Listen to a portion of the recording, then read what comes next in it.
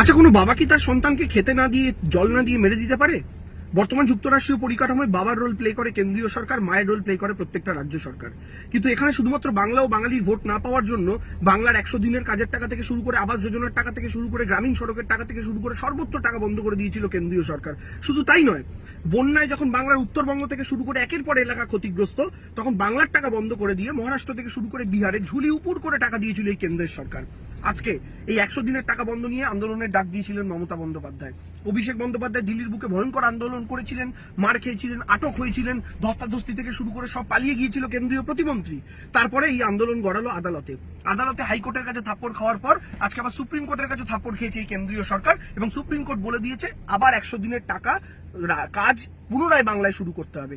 অর্থাৎ বড়লোক, জমিদার, রাজাধিরাজের বিরুদ্ধে বাংলার খেটে খাওয়া গরিব মানুষের জয় মমতা বন্দ্যোপাধ্যায়ের নেতৃত্বে। জয় বাংলা।